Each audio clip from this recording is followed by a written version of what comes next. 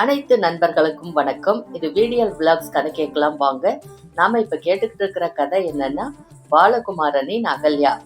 இந்த 13வது சாப்டர் எதுல ஸ்டார்ட் ஆகுதுன்னா, அந்த 3 டீச்சர்ஸ் பழைய ஸ்கூல்ல இருந்து அப்சர்வ் பண்ணிக்கிறதுக்காக இங்க வராங்க. அவங்கள அகல்யாவும் சிவசுவும் இன்டர்வியூ எடுக்கிறது தான் இந்த 13வது சாப்டர். வாங்க கதை கேட்கலாம். அகல்யா பகுதி 6. தயவு செய்து உங்களை அறிமுகப்படுத்திக்கோங்க அப்படின்னு அகல்யா ஆங்கிலத்துல பேசினா. நான் சாருமதி, SSLC 430 மார்க்கு, 3 வருட அனுபவம், வசிப்பது இதே பகுதியில். என் தந்தை ரயில்வேயில் ரிட்டையர் ஆன குமாஸ்தா. போஸ்டலில் BA படித்துக் கொண்டிருக்கிறேன். நான் வத்சலா, BSc தாவரவியல் 2ஆம் வகுப்பு, 1 வருட அனுபவம், வசிப்பது 2 மைல் தள்ளி மாம்பலத்தில். எனக்கு தந்தை இல்லை, தாயாரும் 3 சகோதரிகளும் உண்டு. தாயார் ஒரு வீட்டில் சமையல் வேலை செய்கிறாள். தந்தை 2 வருடம் முன்பு இறந்து போனார். நல்ல வேலைக்கு மனு போட்டு வருகிறேன். என் பேரு K. ஸ்வர்ணம். BA BTA வெலிங்டன்ல முடிச்சேன். எங்க வீட்டுல அவரு ஆர்டிஸ்டா இருக்காரு. நிறைய சினிமா போஸ்டர் வரைவாரு, பத்திரிகையில படம் போடுவாரு. தயவு செஞ்சு ஆங்கிலத்துல பேசுங்க, தமிழ்ல பேசி பழக்கம் ஆயிருச்சுங்க, சட்டுன்னு வரமாட்டேங்குது. அகல்யா நிமிர்ந்து சிவசுவை பார்த்தாள். சிவசு கவலையோடு காணப்பட்டான். வத்சலா அமைதியாக நின்று கொண்டிருந்தாள். சற்று நேரம் உட்கார சொல்ல மாட்டார்களா என்று எண்ணினாள். நடந்தால் கூட நன்றாக இருக்கும் என்று நினைத்து கொண்டாள். இப்படி அசையாமல் கை கட்டி நிற்பது கஷ்டமாக இருந்தது. காலையில் சாதம் சாப்பிட்டிருந்தால் இப்போது நிற்பது சிரமமாக இருக்காது. வெறும் கோதுமை கஞ்சி. வீட்டை விட்டு கிளம்பின 2 மணி நேரத்தில் காணாமல் போய்விட்டதே. வயிற்றுக்குள் காற்று புகுந்து கேலி செய்கிறது. உட்காரேன், சுருண்டு தூங்கேன் என்று கெஞ்சுகிறது. இந்த கோதுமை கஞ்சிக்கும் கேடு வந்து விட்டதே என்று பயந்த போது இந்த பள்ளிக்கூடத்திலிருந்து கூப்பிட்டு விட்டார்கள். 250 ரூபாய் சம்பளத்தை 400 ரூபாய் வாங்குவதாக பொய் சொல்லி ஆகிவிட்டது. இப்படி பொய் சொல்ல வெட்கமாக இருந்தது. நாளைக்கு நிஜம் தெரிந்து போனால் என்கிற கவலை இப்போதே வந்துவிட்டது. பொய் சொல்ற டீச்சர்ஸ் வேண்டாம், வெளியே போங்க. விரட்டி அடிக்கிற குரல் இப்போதே கேட்டது. தயவு செய்து மன்னிச்சுக்குங்க மேடம், எனக்கு இந்த வேலையை விட்டா வேற கதி இல்ல மேடம். என்னை நம்பி 4 பேர் இருக்காங்க மேடம். நினைக்கும் போதே சமாதானங்கள் உருவாகின. கெஞ்சலும் கேவலும் இப்போதே புறப்பட்டன. காலையில் சாதம் சாப்பிட்டிருந்தால் இவ்வளவு சோர்வு இருந்திருக்காது, இவ்வளவு பயம் வராது. வெறும் கோதுமை கஞ்சி குடித்தது போதவில்லை, பொய் சொல்லும் பலம் வரவில்லை. சொர்ணத்தம்மாள் கவலை இல்லாமல் இருக்கிறாள். அவள் சாதம் சாப்பிட்டிருப்பாள். இந்த 9 மணி காலையில் குழம்பு, ரசம், மோர் என்று சாப்பிட்டிருப்பாள். தொட்டுக்கொள்ள ஏதாவது கறியுடன் கொஞ்சம் கையிலும் சாதம் எடுத்து வந்திருப்பாள். மத்தியானம் வரை பசியை எப்படி தாங்க போகிறோம் என்று தெரியவில்லை. முதல் நாளே வெறும் தண்ணீரை குடித்துவிட்டு வேலை செய்யும் வேதனை எனக்கு மட்டும் தானா புரியவில்லை. சாருமதியும் தெளிவாக நிற்கிறாள். அவளும் காலையில் சாதம் சாப்பிட்டிருக்கலாம், வெறும் மோர் சாதமாவது சாப்பிட்டிருக்கலாம். இப்படி 400 ரூபாய் என்று பொய் சொன்னாமே, தப்பு இல்லையா சாரு? கேள்வி கேட்ட போது சாருமதியும் யோசனை செய்தாள். சாருமதி சிறிது யோசனைக்கு பிறகு, தப்புதான், தெரிஞ்சா அசிங்கம்தான், ஒரு ரிஸ்க் எடுத்து சொல்லி பார்ப்போம். கிடைச்சா 400 ரூபாய், இல்லைன்னா வேலை போகும். சொர்ணத்தம்மாள் சொல்ல சொல்லி இருக்காங்க, அவங்கள மீறி நாம என்ன செய்ய முடியும்? எத்தனை நாளைக்கு 250 ரூபாய் வேலை செய்ய முடியும் என்றாள். 400 ரூபாய்க்கு இவர்கள் சரி என்று சொன்னால் நன்றாக இருக்கும். காலையில் மோர் சாதமாவது சாப்பிட முடியும். வாடகை அதிகம் கேட்கிற வீட்டுக்காரனுக்கு சரி என்று சொல்லிவிடலாம். இன்னொரு வாயில் புடவை வாங்கலாம். இந்த தடவை புடவை வாங்கினால் மெஜந்தா கலரில் வாங்க வேண்டும். மெஜந்தா கலரில் இதுவரை எதுவுமே கட்டி கொண்டதில்லை. கை அகலத்தில் ஒரு மஜந்தா கைக்குட்டை தான் இருக்கிறது.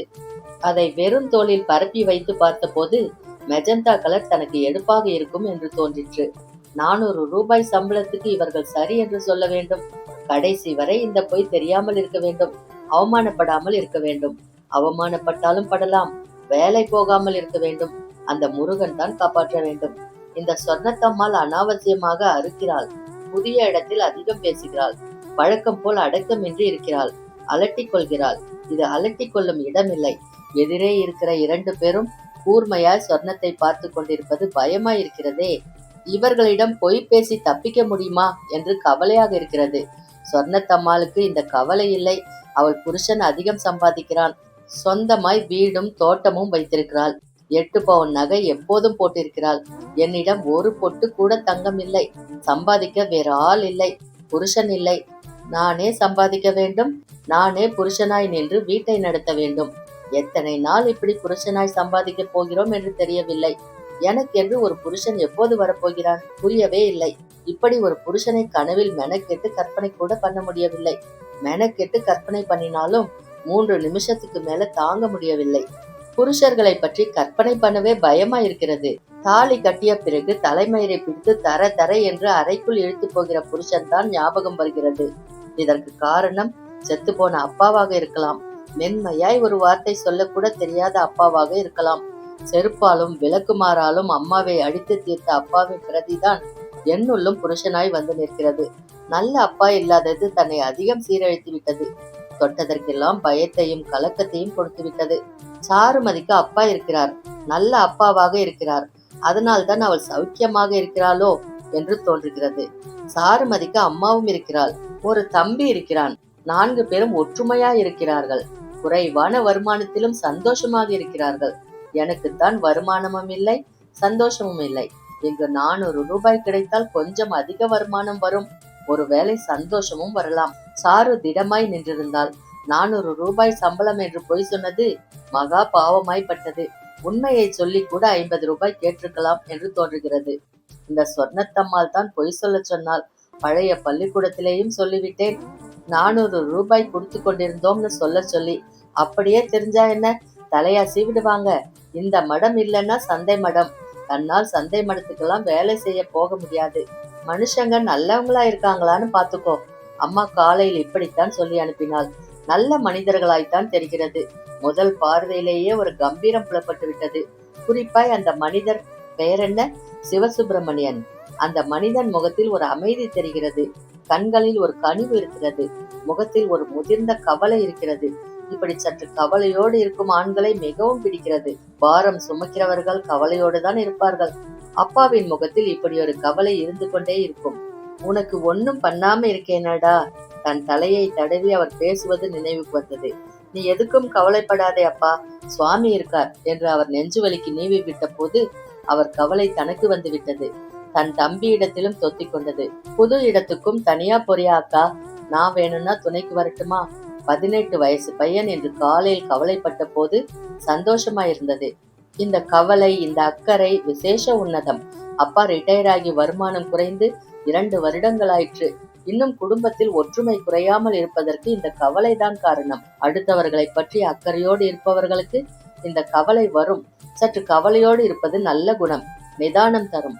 சொர்ணத்தம்மாள் அல்பத்திற்கெல்லாம் அதிகம் சிரிப்பாள், அல்பத்திற்கெல்லாம் சண்டையும் போடுவாள். கவலையற்ற வாழ்க்கை இதற்கு காரணமாய் இருக்கலாம். இந்த ஹெட்மிஸ்ட்ரஸ் முகத்தில் கவலை தெரியவில்லை, ஆனால் கம்பீரம் இருக்கிறது. லேசாய் ஒரு பதட்டம் தெரிகிறது. தங்கள் பதிலுக்கெல்லாம் சிவசுப்பிரமணியத்தை ஏறிட்டு பார்க்கும்போது ஒரு காதல் தெரிகிறது. சமீபமாய் கல்யாணமானவர்களாம். ஜோடி பொருத்தம் நன்றாய் இருக்கிறது. கண்ணுக்கு நிறைவாய் இருக்கிறது. சூழ்நிலையில் கெட்டிக்காரத்தனமும் துப்புரவும் தெரிகின்றன. இந்த ஹெட்மிஸ்ட்ரஸ் 8 பிளீட் வைத்து புடவை கட்டி கொண்டிருக்கிறாள். மடிப்பை நறுவிசாய் நீவி இருக்கிறாள். பாம்பே டையிங் போல் இருந்தது. 6 கெஜம் புடவையில் தான் 8 மடிப்பு வைத்துக் கொள்ள முடியும். இத்தனை நீண்ட தலைப்பு விட்டு 8 மடிப்பு வைத்துக் கொள்ள வேண்டுமென்றால் அது பாம்பே டையிங் ஆகத்தான் இருக்க வேண்டும். 4-5 நாட்களுக்கு பிறகு இது என்ன புடவை என்று அவர்களிடம் கேட்க வேண்டும். கொஞ்சம் கொஞ்சமாய் காசு சேர்த்து இந்த மாதிரி ஒன்று வாங்க வேண்டும். 2 வருடம் போனால் தம்பி படிப்பை முடித்து விடுவான். அவனுக்கு ஒரு வேலை கிடைத்து சம்பாதிக்க ஆரம்பித்தால் நிறைய புடவைகள் வாங்கலாம். நல்ல புடவைகளாய் வாங்கலாம். தலை நரைத்து சாவதற்குள் 100 புடவையாவது வாங்க வேண்டும். பீரோவை திறந்தால் அடுக்கடுக்காய் புடவை இருக்க வேண்டும். என்னிடம் 6 புடவைகள் தான் இருக்கின்றன. வச்சலா இன்று காலையில் பழைய புடவை இருக்குமா என்று கேட்டாள். தங்கைக்கு தாவணி தைக்க வேண்டும் என்றாள். அவள் கேட்டது கஷ்டமாக இருந்தது. பழசு என்னடி, புதுசே தரேன் என்று சொல்ல தோன்றிற்று. ஆனால் புதுசாய் கொடுக்க தனக்கு மனசு ஆகாது. தன்னிடம் 100 புடவைகள் இருந்தால் ஒன்றென்ன 2 புடவைகள் கொடுத்து விடலாம். தட்டில் வெற்றிலை பாக்கு வைத்து புடவையும் ரவிக்கையும் ஒரு பெண்ணுக்கு கொடுக்கும் சந்தோஷம் அற்புதமானது. இவர்கள் 400 ரூபாய்க்கு சரி என்று சொன்னால் வத்சலாவின் தங்கைக்கு ஒரு புது தாவணியாவது வாங்கி கொடுக்க வேண்டும். பெரிய பாளையத்தம்மா, எனக்கு இந்த 400 ரூபாய் வேலை கிடைக்கட்டும். உன் பெயரை சொல்லி நான் ஒரு பெண்ணிற்கு புது புடவை தருகிறேன். 400 ரூபாய்க்கு இவர்கள் சரி என்று சொல்வார்களா? தெரியவில்லை. தமிழ்லையே பேசி பழக்கமாயிடுச்சுங்க. சட்டுன்னு வரமாட்டேங்குது. பெரும் பள்ளிக்கூடத்துல வேலை செய்தா இங்கிலீஷ்ல பேசணும். பச்சை பிள்ளைங்க இருக்கிற இடத்துல எப்படி இங்கிலீஷ் பேசுறது? அதுங்க கூட பழகி பேசி வேற பாஷையே வரமாட்டேங்குது. இந்த சனியன் பிடித்த சொர்ணத்தம்மாள் அதிகம் நீட்டி முழங்குகிறாள். அநேகமாய் அடிவாங்க போகிறாள். இந்த ஹெட்மிஸ்ட்ரஸ் பெயர் என்ன? அகல்யா. அவர்கள் முகத்தில் சுருக்கென்று கோபம் வந்துவிட்டது தெரிகிறது.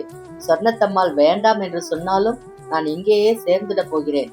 இந்த பெரிய ஹாலும் லஸ்தர் விளக்கும் கம்பீரமான மனிதர்களும் எனக்கு பிடித்திருக்கின்றன.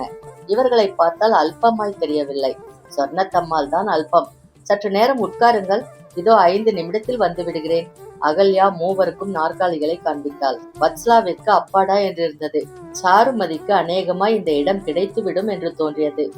சொர்ணத்தம்மாள் நாற்காலி பிடியில் பையை மாட்டிவிட்டு, இந்த 2 பெண்களுக்கு கொடுப்பதை விட தனக்கு 100 ரூபாய் அதிகம் கொடுக்க வேண்டும் என்று கேட்க தீர்மானித்தாள். அது கூட இல்லை என்றால் வீட்டுக்கு என்ன மதிப்பு என்று நினைத்து கொண்டாள். அப்போதுதான் இந்த 2 பெண்களுக்கும் தன் மீது மரியாதை வரும் என்று எண்ணிக்கொண்டாள். அசிஸ்டன்ட் ஹெட்மிஸ்ட்ரஸ் என்று தனக்கு டெசிக்னேஷன் தர வேண்டும் என்று தீர்மானித்துக் கொண்டாள். நாற்காலியில் உட்கார்ந்து தொடைகளை ஆட்டியபடி இதை எப்போது கேட்கலாம் என்று தீவிரமாய் யோசித்தாள். என்ன சிவசு? அறைக்குள் புகுந்ததும் அகல்யா கேட்டாள். 3ல் 2 ஜெம் அகல்யா. சிவசு பதில் சொன்னான். இன்னொன்று சொத்தையா? ஆமாம்னு தோணுது அகல்யா. ஒதுக்கிட முடியுமா? முடியாதுன்னு படுது. லீகல் ஆக்ஷன் எடுக்க முடியாதே.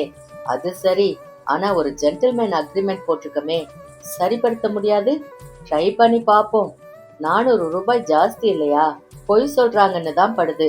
முதல் பெண்ணை மடக்கி கேட்டா நிஜம் சொல்லிடாது சிவசு. கேட்க வேணாம் அகல்யா.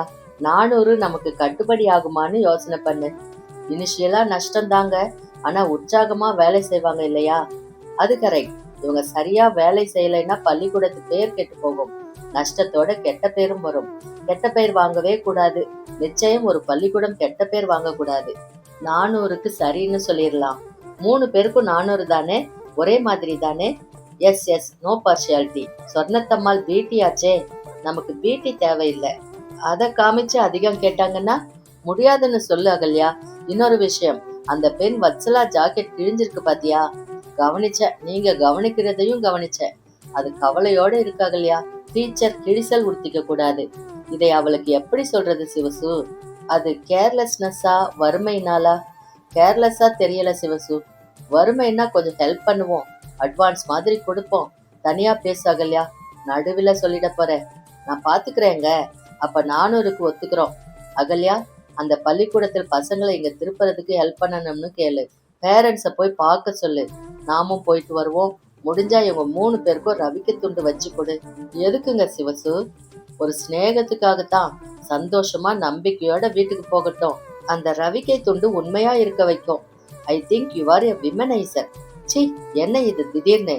ஒரு விமனைசருக்கு தான் விமன் சைக்காலஜி நல்லா தெரியும். இந்த ரவிக்கை துண்டு விஷயம் எனக்கு தோணவே தோணாதுங்க. ஏய், இங்க வா. என்ன? ஒரு 2 நிமிஷம் விமனைசராக இருக்கேன், தாங்குவியா? சரி என்று சொல்லலாம். சொன்னா ஆசை பாரு என்று திடமாய் தன்னை திரும்பி வெளியே அனுப்பிடுவான். இப்ப வேணாங்க. எப்ப வேணும்? சி அகல்யா, வத்சலா ஜாக்கெட் பத்தி நாளைக்கு பேசு, இன்னைக்கு வேணாம். அது குறுகி போயிடும். இப்பவே சொல்லிட்டா. சொல்ற பேச்ச கேள. வத்சலாவுக்கு ரவிக்கை வாங்கி கொள்ளும் போது கண்ணில் நீர் கட்டி கொண்டது. சாருமதிக்கு சந்தோஷமா இருந்தது. சொர்ணத்தம்மாள் அடிடா சக்கை என்று நினைத்து கொண்டாள். நாளைக்கு நிச்சயம் 100 ரூபாய் அதிகம் கேட்க வேண்டும் என்று தீர்மானித்துக் கொண்டாள். வரும் திங்கள் அன்று பள்ளி திறக்கணும். குறைந்தபட்சம் 20 குழந்தைகளாவது இங்கு இருக்க வேண்டும். அகல்யா சொன்னதும் மூவரும் அதை ஆமோதித்தனர். முழு ஒத்துழைப்பும் தருவதாக வாக்களித்தனர். அகல்யாவும் சிவசுவும் 3 முறை அந்த பகுதியை சுற்றி வந்தார்கள். அகல்யா மாண்டிசோரி என்ற பெரிய போஸ்டர்கள் தமிழிலும் ஆங்கிலத்திலும் ஒட்டப்பட்டன. சந்தித்த குழந்தைகளுக்கெல்லாம் அகல்யா சாக்லேட் கொடுத்தாள். 2 கிலோ சாக்லேட் செலவாயிற்று. முதல் நாளில் 27 குழந்தைகள் பதிவாயினர். அகர வரிசைப்படி அட்டெண்டன்ஸ் ரெஜிஸ்டர் எழுத வேண்டி குழந்தைகள் பெயர் கேட்க, அகல்யா ஒரு குழந்தையின் பெயர் கேட்கையில் அது அழகாய் பதில் சொல்லிற்று. உன் பெயர் என்னம்மா? அகல்யா. அகல்யா பரவசமும் நம்பிக்கையும் தோன்ற சிவசுவை ஏறிட பார்த்தாள். சிவசுவும் சந்தோஷமடைந்தான். அழுகின்ற குழந்தைகளை சமாதானம் செய்யவும் பெற்றோர்களுக்கு நம்பிக்கையை ஊட்டும் வண்ணமும் பேசவுமே அன்றைய பொழுது சரியாக இருந்தது. அகல்யா வத்சலாவுக்கு 150 ரூபாய் ரகசியமாய் அட்வான்ஸ் கொடுத்தாள். You are a born teacher, keep it up என்றாள். வத்சலா விசும்ப முற்படுகையில் என்று அதட்டினாள். அகல்யாவுக்கு சாருமதியை தான் அதிகம் பிடித்தது. எவ்வளவு நாள் டீச்சர் வேலை செய்யறதா ஒரு ஐடியா சாரு? கல்யாணம் ஆகிற வரைக்கும் பளிச்சென்று பதில் வந்தது. She is not a born teacher என்று நினைத்து கொண்டால் சிரிப்பு வந்தது. இப்பொழுதுள்ள ஒரே கவலை சொர்ணத்தம்மாள் தான். மிருதுவாய் பேச அவருக்கு எப்படி சொல்லிக் கொடுப்பது என்பதுதான். சொர்ணத்தம்மாள் ஒரு சைக்கோ கேஸ். என் பிரிய விமனைசரிடம் இது பற்றி இன்று ஆலோசனை கேட்க வேண்டும். அந்த இனிய விமனைசர் இப்பொழுதெல்லாம் அதிகம் பேசுவதில்லை. பாட்டு பாட ஆரம்பித்து விடுகிறான். இல்லையெனில் பேச முடியாதபடி வாயை அடைத்து விடுகிறான். ரொம்ப சந்தோஷமா இருக்கிறான். இல்லையெனில் நட்ட நடுநிசியில் மாடியில் படுத்து வானமெங்கும் பருதியின் ஜோதி என்று யாராவது பாடுவார்களா? இப்ப போய் இந்த பாட்டு என்னத்துக்கு சிவசு? இறங்கி கிடந்தவனை வருடி கேட்கையில் வயிற்றுக்குள்ள சூரியன் உதிச்ச மாதிரி சந்தோஷமா இருக்கா அகல்யா என்றான். கண்ணை மூடிக்கிட்டா ஒரு ஒளி பிழம்பு தெரிகிறது. தக தகன்னு ஆரஞ்சும் மஞ்சளும் நீளவுமா? இது ஒரு நிறைவு அகல்யா. எனக்கு வரலையே. சரியா ஈடுபடலை. சி. அதற்கு பிறகு அகல்யாவுக்கும் வந்தது. ஃபீஸ் அதிகமா இருக்கே. ரொம்ப ஜாஸ்தி, ரொம்ப ஜாஸ்தி. அங்க 2 மாசம் இவ அண்ணாவுக்கு அந்த பள்ளிக்கூடத்துல ஃபீஸே வாங்கல. வெறுமே போயிட்டு வந்தான். 2 குழந்தைகளுக்கு ஃபீஸ் அதிகமாகுமே. அப்போ சேர்க்கும் போது தானே ரூபா கொடுக்கணும் அம்மா. மாசம் கொஞ்சம் தானே. எங்களால அவ்வளவு கொடுக்க முடியாது. என்ன பெரிய கான்வென்ட்டா? கூரை பள்ளிக்கூடம் தானே, கொஞ்சம் குறைச்சுக்கோங்க. இல்லம்மா, ஃபீஸ்லாம் குறைக்க முடியாது, கட்டித்தான் ஆகணும். இன்னைக்கு இல்லைன்னா நாளைக்கு எடுத்துட்டு வாங்க. நாளைக்கு மட்டும் காசு எங்கேருந்து வரும்? நாளைக்கு கொண்டு வர யோகியத்தை இருந்தா இன்னைக்கு விட்டுட்டு போக மாட்டேனா? இன்னைக்கு விட்டுட்டு போங்க, நாளைக்கு ஃபீஸ் கொண்டு வாங்க. நீங்க சொன்னதுல பாதி தான் தருவேன். அகல்யாவுக்கு சிரிப்பு வந்தது. மேற்கொண்டு பேச முடியாமல் போயிற்று. இந்த காசை வீட்டுல அவருக்கு தெரியாம கொண்டு வந்து கொடுக்கணும். அல்பத்துக்கெல்லாம் சண்டை நடக்குது. இது போதுமா? குறைக்கவே மாட்டீங்களா? முடியாதுமா. 2 நாள் பொறுத்து தரட்டுமா? சரி. வந்தவள் இடுப்பிலிருந்து குழந்தையை இறக்கி விட்டாள். இந்த குழந்தை நிறைய படிச்சு காசு சம்பாதிச்சு நம்மை வச்சு சோறு போடும்னு இப்படி அல்லல் படுறோம். எனக்கு இவன் சோறு போட போறானோ மாட்டானோ? அகல்யா வியப்புடன் அவள் பேசுவதை கேட்டுக்கொண்டிருந்தாள். எங்க அப்பா ஆசையா எனக்கு கல்யாணம் பண்ணார். 2 அணா வெத்தலை பாக்கு பழம் அவருக்கு வாங்கி கொடுக்க எனக்கு முடியல. உதவியா ஒரு வார்த்தை, ஒரு காரியம் செய்ய முடியல. இந்த பாவம் என்ன சும்மா விடுமா? புள்ளையா பொருந்து என்ன பழிவாங்க போகுது. டேய் ரமணா, டீச்சருக்கு நமஸ்காரம் பண்ணு. 3 வயசு குழந்தை தடேரென்று காலில் விழுந்தான். அகல்யா பதறி போய் குழந்தையை வாரி கொண்டாள். பரவாயில்லை, பண்ணட்டும். வேண்டாம்மா, குழந்தைகள் இப்படி பண்ண வேண்டாம். என் கூட இவன் சிநேகமா இருக்கணும், அதுதான் முக்கியம். ஹலோ ரமணா. குழந்தை வாயில் விரலை போட்டுக்கொண்டு அகல்யாவை பார்த்து சிரித்தான். வத்சலா அருகில் வந்து குழந்தையை கை நீட்டினாள். ரமணா, ஹலோ சொல்லு டீச்சருக்கு. ஹலோ மிஸ் சொல்லு. இங்க இங்கிலீஷ்காரனா மாத்துறீங்க, வீட்டுல கிராமத்து பையனா வளர்க்குறாங்க. மாமனாரும் மாமியாரும் குழந்தையை தோப்புக்கரணை போடுங்கிறாங்க. இதுவும் காதை பிடிச்சிட்டு போடுது. பாக்குறப்ப வேதனையா இருக்கு. கூடாதுன்னு சொல்ல முடியல. உங்க பேர் என்னம்மா? சகுந்தலா. வீட்டுல அவருக்கு என்ன வேலை? பிரஸ்ல வேலை பண்றார். காலையில போனா ஆஞ்சி ஓஞ்சி ராத்திரி தான் வரார். நீங்களும் குழந்தைக்கு ஹலோன்னு காலையில சொல்லுங்க, குட் மார்னிங்னு சொல்லி எழுப்புங்க. குழந்தையை தோப்புக்கரணம் போட சொல்லக்கூடாது. உடம்புக்கு வலுவுங்கிறார் மாமனார். மனசு கோழையாயிடும். தண்டனை மாதிரி படும் குழந்தைக்கு. குழந்தைகள் பயப்படக்கூடாது மிஸ்ஸஸ் சகுந்தலா. வெறும் சகுந்தலானே கூப்பிடுங்க போதும். மிஸ்ஸஸ் சகுந்தலான்னு தான் கூப்பிடணும், அதுதான் மரியாதை. எனக்கு என்னமோ புதுசா இருக்கு. என்னை இப்படி யாரும் கூப்பிட்டதில்ல. அதனால என்ன, நான் கூப்பிடுறேன். நீங்க ரொம்ப நல்லவங்களா தெரியுறீங்க. பக்கத்து வீட்டு ரேவதி கூட அதுதான் சொன்னா. நீங்க மூக்குல போட்டுட்டு இருக்கிறது வைரமா? டால் அடிக்குது. நாளன்னைக்கு ஃபீஸ் கொடுத்துடணும். குழந்தை என்கிட்ட பத்திரமா இருப்பான். 3 மணிக்கு கூட்டிட்டு போங்க. நிச்சயமா கொடுத்துடுறேன். ரொம்ப தேங்க்ஸ். நீங்க நல்லவங்களா தெரியுறீங்க. ரேவதி கூட சொன்னா மூக்குல போட்டிருக்கிறது. ரமணா, அம்மாவுக்கு டாட்டா சொல்லு. இந்த அப்ளிகேஷன்ல குழந்தையோட அப்பா கையெழுத்து வாங்கிட்டு வாங்க. ஐயோ, இதுல ஃபீஸ் போட்டிருக்கா? இல்ல, பிளாங்கா இருக்கு. கையெழுத்து மட்டும் வாங்கிட்டு வாங்க, நான் ஃபில்அப் பண்ணிக்கிறேன். ரமணா, அம்மாவுக்கு டாட்டா சொல்லு. வந்தவள் நின்று தயங்கி குழந்தையை வருடி கொடுத்துவிட்டு அப்ளிகேஷனுடன் போனாள். சிவசு வெரி குட் என்றான். என்ன வெரி குட்? நல்லா சமாளிச்ச. இதுதான் டயர்டா இருக்கு சிவசு. குழந்தைகளாலே ப்ராப்ளம் இல்ல, போக போக பழகி போயிடும். கொடிது கொடிது வறுமை கொடிது, அதனினும் கொடிது இளமையில் வறுமை இல்லையா? அகல்யா கன்னத்தில் கை வைத்தபடி பேசினாள். மிஸ்ஸஸ் சகுந்தலாவை பார்த்தா பாவமா இருக்கா? இல்லையா பின்ன? குழந்தை தினமும் தோப்பு கர்ணம் போடுறான்னு உடனேதான் கஷ்டமா போயிடுச்சு அகல்யா எனக்கு. குழந்தைகளை அவமானப்படுத்துற மாதிரி விஷயம் அது. அவமானப்படுத்தினா ஆங்காரம் வந்துடும்னு நிறைய பேருக்கு தெரியல. இந்த பையனை தனியா கவனிச்சுக்கிட்டு வா. கொஞ்சம் வயலன்ஸ் இவன் கிட்ட இருக்கலாம். வத்சலா கிட்ட சொல்லு. முடிஞ்சா இந்த பையன் வீட்டுக்கு நம்ம 2 பேரும் போவோம். போகலாம். ஆனா எங்கே போனாலும் நீங்க பேசாம இருக்கீங்களே. 2 பேரும் பேச வேணாம்னு தான், நீ பேசணும்னு தான் 10 நாள் ஆச்சு. இந்த டீச்சர்ஸ் கிட்ட கூட பேசல. ஒரு பயம் இருக்கட்டும்னு தான். பேசாம இருந்தா பயம் வருமோ? ஆள் குணம் தெரியாத போது பயம் வரத்தான் செய்யும். நான் ரொம்ப டாமினேட் பண்றேனோன்னு தோணுது சிவசு. சேச்சே, எல்லா இடத்துலயும் நான் முன்னாடி நின்னா உனக்கு மரியாதை இருக்காது அகல்யா. நீங்க ரொம்ப தனியா நிக்கிறீங்களோன்னு படுது. அது என் இயல்பு அகல்யா. உங்க அம்மா குணமா? இருக்கும். 2 வார்த்தை தான் பேசினாங்க இல்ல? உள்ளே வா, நல்லா இரு. அது போதாதா அகல்யா? உங்ககிட்ட ஏதாவது சொன்னாங்களா என்ன பத்தி? இல்லையே. வேற எதுவும் பேசினாங்களா? நிஜமாவா? சிவசு ஒரு கணம் தயங்கினான். தன்னையே ஊடுருவும் அகல்யாவை நிமிர்ந்து பார்த்தான். தனியா என்கிட்ட பேச என்ன இருக்கு அகல்யா? அப்ப சரி, என்னவோ பேசின மாதிரி மனசுக்கு பட்டது. ஒண்ணும் இல்லை Vatsala. K Ramana height weight எடுத்துடு. அவங்க கிட்ட கொஞ்சம் பேசி பாரு. சீரியல் நம்பர் போட்டு புக் ஓபன் பண்ணு. பேசிக்கொண்டே ஹாலை விட்டு நகர்ந்து குழந்தைகளுடன் கலந்து கொண்டாள். முதல் பொய், அகல்யாவிடம் பேசின முதல் பொய். அகல்யா பின்பக்கம் போயிருக்கையில் தன் தலையை தடவி அம்மா பேசத்தான் பேசினாள். பள்ளிக்கூடத்தில் தான் குழந்தைங்க இருக்கேன்னு வயிற்ற அடைச்சுக்கு போறா சிவசு. ரோடு முழுக்க மரம் நின்னாலும் வீட்டு மரமாவுமா? என்னை தூக்கிட்டு போற போது நெய்பந்தம் காட்டணும்டா. 2 நாள் முன்னாடி ஐயா திண்ணையில உட்கார்ந்து, ஏன் உள்ளேயே இருக்க, வெளியே வா காத்தாடன்னாரு. கண்ணு முழிச்சப்போ வயிறு கலங்கி போச்சு. ரொம்ப நாள் தாங்க மாட்டேன்டா சிவசு. சிவசு மெல்ல தாயை அணைத்து கொண்டான். எனக்குன்னு இல்லதுரை, உனக்கு அப்பதான் பிடிமானம் வரும். பொண்டாட்டியே 1 வருஷம் கொஞ்சலாம், 2 வருஷம் கொஞ்சலாம், அப்புறம் வெறும் எச்சலா பற்றோம். எச்சலா போறதுக்கு முன்ன குழந்தைங்க வேணும். நான் சொல்றது மனசுல உழுதாதுரை? சரிம்மா, கொஞ்சம் சீக்கிரமா தூங்க போயிடு சிவசு. ரொம்ப கண்ணு முழிக்காத. வந்து 2-3 கொட்டாவி விட்டுட்ட. சிவசு சிரித்தான்.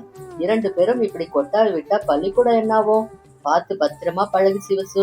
போதுமான்னு கேட்க கூடாது. போதும்னு ஆள்றவன் தான் சொல்லணும். அம்மா என்னவெல்லாம் பேசுகிறாள். சிவசு மிரண்டான். கவலையுடன் நிமிர்ந்தான். ஐயா இருந்தா அத்தனையும் அழகா சொல்லி கொடுத்திருப்பாங்க. நீயா தெரிஞ்சுக்கும்படியா ஆச்சு. என்னமோ நல்லா இரு. அகல்யா கால் கழுவிடுச்சு. ராட்டின சத்தம் கேக்குது. ஒரு ராத்திரி இங்க தங்கிட்டு போ. அகல்யாவுக்கு 1001 ரூபாயும் பட்டும் காசு மாலையும் ராக்கொடியும் தட்டில் வைத்து கொடுத்தாள். ஐயா, பிள்ளைகளை கவனிச்சுக்க என்ற அப்பாவின் படத்தின் முன்பு நிறுத்தி அழுதாள். இரவு காசு மாலையும் அம்மாவின் பட்டும் ராக்கொடியும் அணிந்து நின்ற அகல்யாவை கண்டு சிவசு கண்களை மூடிக்கொண்டான். ஒரு சிறு பெண் உள்ளே நடனமாட கண்டான். ஆனால் அம்மா பேசினதை அகல்யாவிடம் சொல்லவில்லை. அது வரைக்கும் இந்த பகுதியில பார்த்தோம். அதுக்கப்புறம் என்ன நடந்துச்சுன்னு அடுத்த பகுதியில பார்க்கலாம். அது வரைக்கும் உங்களிடமிருந்து நன்றி கூறி விடைபெறுவது VDL Vlogs. நன்றி, வணக்கம்.